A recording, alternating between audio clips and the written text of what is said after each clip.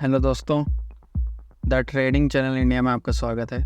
और मैं आज निफ्टी 50 मार्केट एनालिसिस कर रहा हूँ। आज का मार्केट वैसे काफ़ी अच्छा था। अब मैं आपको इसका मार्केट एनालिसिस मैंने कैसे किया है वो दिखाता हूँ।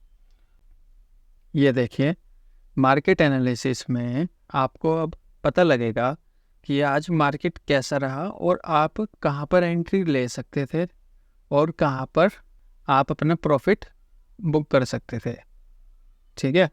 अब आमतौर पर हर कोई कह सकता है कि भाई मार्केट बनने के बाद या मार्केट ख़त्म होने के बाद तो मार्केट का एनालिसिस कोई भी कर दे, वो तो बात आपकी ठीक है।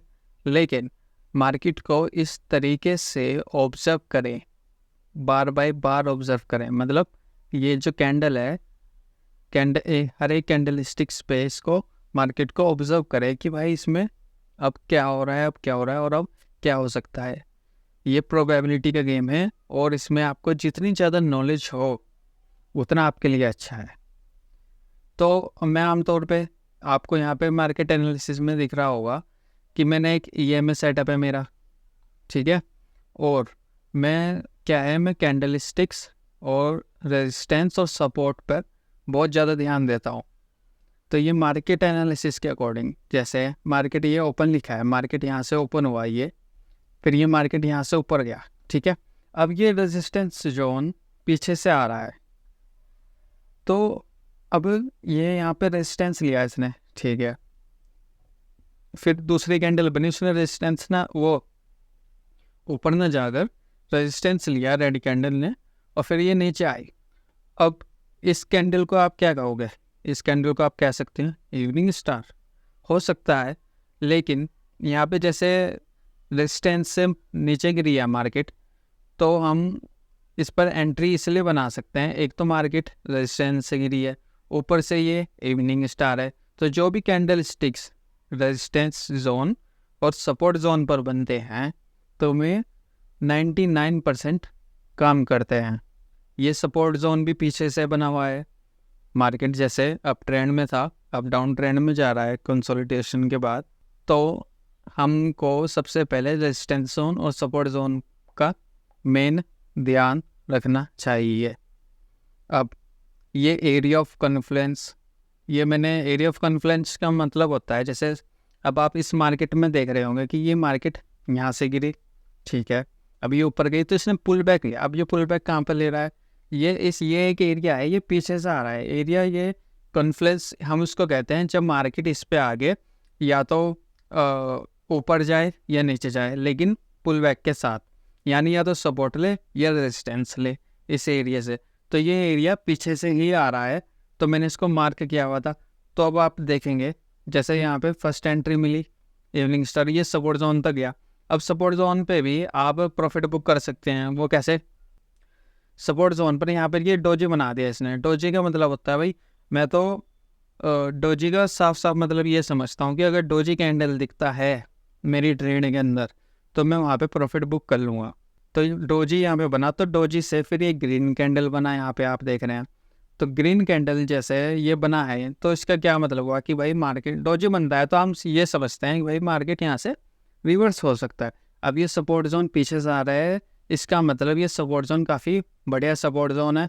और ये रेजिस्टेंस जोन भी, पिछला रेजिस्टेंस जोन जो कि एक अच्छा रेजिस्टेंस जोन है जिसको मार्केट आज सपोर्ट कर सकता है। तो अब आमतौर पर जो ट्रेडर्स होते हैं वो क्या करते हैं, जैसे प्रो ट्रेडर्स भी यही करते हैं कि अगर मार्केट डाउन ट्रेंड में है तो हम डाउन ट्रेंड का ही सोचेंगे, और अप ट्रेंड में है तो अप ट्रेंड का सोचेंगे, चाहे वो इंट्राडे के अंदर भी डाउन ट्रेंड हो या अप ट्रेंड हो, ठीक है। क्योंकि इसमें चांसेस क्या रहते हैं, अब सपोज कीजिए ये मार्केट यहाँ से रेजिस्टेंस लिया इसने, ये नीचे गिरा, ठीक, लेकिन आप इसमें ये वाला मूव वापस नहीं पकड़ सकते, पूरा मूव भी नहीं पकड़ सकते आप इसको। तो इसको अभी अगर आपको रिस्क लेना है इसमें तो आप कैसे जा सकते हैं? जैसे मैंने यहाँ पे, आप ही इसका स्क्रीनशॉट ले लेना और इसका अच्छे से ध्यान रखना कि मैंने यहाँ पे क्या क्या लिखा हुआ है, और इसमें जो भी मैंने चीज़ें की हैं ना वो हर चीज़ मायने रखती है।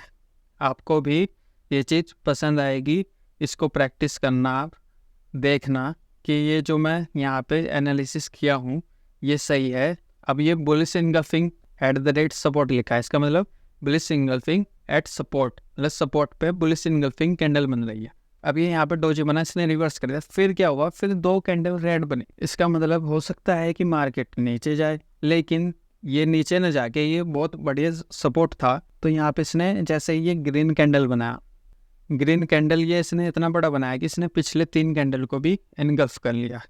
तो ये बुलिश इनगल्फिंग हो गया। और इसमें हम आमतौर पर जो रिस्क टू रिवॉर्ड होता है आपका रिस्क मैनेजमेंट के साथ 1:2 में हम जा सकते हैं इसमें। फिर क्या हुआ, यहाँ पे जैसे ये एरिया ऑफ कॉन्फ्लुएंस है, ठीक है, तो यहाँ से ये आप ये मैंने लिखा है ना, ये मैं सेटअप, ये एरिया बना हुआ है यहाँ पे, तो आप यहाँ तक का प्रॉफिट बुक कर सकते थे या ऊपर, क्योंकि हो ही नहीं सकता कि आप एक मूव पकड़ रहे हैं और फिर वापस से रिटर्न में भी दूसरा मूव पकड़ ले। तो मैं तो कहूँगा कि इसको छोड़ सकते हैं आप, लेकिन अगर ऐसे भी जाना है तो हमें कंफर्मेशन के साथ जाना चाहिए। क्यों? क्योंकि उसमें चांस, जितनी ज़्यादा क्वालिटी ट्रेड्स होगी आपकी, जितने ज़्यादा आपके पास प्रोबेबिलिटी होगी कि हाँ भाई ये सपोर्ट पे डोजी भी है, बुलिश इनगल्फिंग भी है, और डोजी का मतलब आपको पता है कि ये होता है कि भाई ट्रेंड रिवर्स हो रहा है, हो सकता है, ठीक है, फिर आप इसके साथ जा सकते हैं, ठीक है।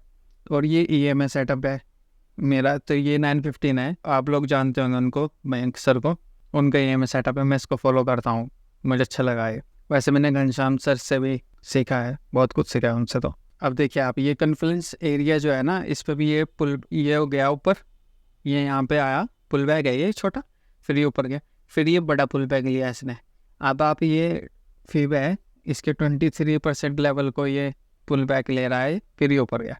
अब आप नोटिस कीजिए, ट्रेडर्स में जो अपनी ट्रेडिंग साइकोलॉजी को समझते हैं, वो दोनों तरफ के मूव नहीं पकड़ेंगे, वो एक तरफ के मूव पकड़ेंगे। या तो वो पकड़ेंगे ये वाला मूव, बुलिश वाला, जो कि इसमें रिस्की है, क्योंकि मान लो ये डाउन ट्रेंड है जैसे, और आप इसमें ट्रेंड लाइन डालते हो यहाँ से, तो इसमें ये मार्केट ये पुल बैक ले रहा है ना 23 पे, तो ये यहाँ से नीचे भी गिर सकता था, पर ये नीचे कॉन्फ्लुएंस एरिया को हमने ध्यान रखा, तो इस वजह से ये ऊपर का मूव मिला। प्रोबेबिलिटी में कुछ भी हो सकता है, तो इसलिए हमें, अगर हमारा प्रॉफिट हो गया है तो हमको हर बार मार्केट में नहीं कूदना चाहिए, और कूदना है तो तब कूदो जब आपका परफेक्ट सेटअप बन रहा हो। परफेक्ट सेटअप यहाँ पे आपको दूसरी बार देखने को मिलेगा। मैं अपना जो परफेक्ट सेटअप समझता हूँ वो है ये ग्रेवस्टोन डोजी कैंडल। अब अगर आपने मयंक सर का EMA सेटअप वीडियो देखा होगा तो आपको एंट्री यहाँ पे मिलती, ये मैंने EMA सेटअप लिखा हुआ है, रेंज का ब्रेकआउट कर सोचते हो, समझते हो, तो ये ऊपर हल्की सी रेंज है और ये कैंडल है, ये रेंज ब्रेकआउट लिखा है, इसने इसका हल्का सा ब्रेकआउट किया, आप यहाँ पे एंट्री ले सकते हो, ठीक है। अच्छा भाई मेरी एक बात समझना, ये जो कैंडल स्टिक्स है यही इस चार्ट की लैंग्वेज है, हम इससे ही समझते हैं कि भाई मार्केट ऊपर जा रहा है या नीचे जा रहा है, और बायर्स हैवी हैं या सेलर्स हैवी हैं, या बायर्स के हाथ में कंट्रोल है या सेलर्स के हाथ में कंट्रोल है। तो ये जो डोजी कैंडल है ना, ग्रेवस्टोन डोजी, और ऊपर से रेजिस्टेंस पर है, तो यहाँ पे आपको रेजिस्टेंस जोन का भी फ़ायदा है।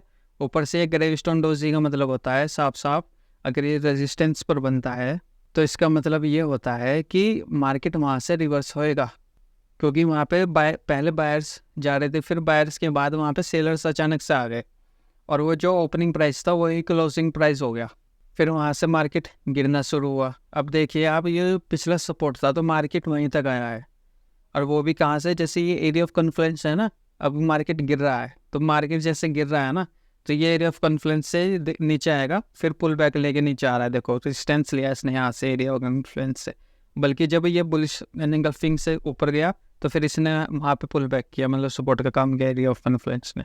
और जहाँ पे ये मार्केट बंद हुई है ना, वहाँ पे डोजी कैंडल बना हुआ है, या मॉर्निंग स्टार इसको बोल सकते हैं, और आप यहाँ मार्केट में देख सकते हो कि डे का हाई क्या है, डे का लो क्या है, और मैंने हर एक चीज़ लिखी हुई है, और ऊपर ये ग्रेवस्टोन डोजी के बारे में 5 लाइनें भी लिखी हैं, इस पर आप ध्यान दीजिएगा।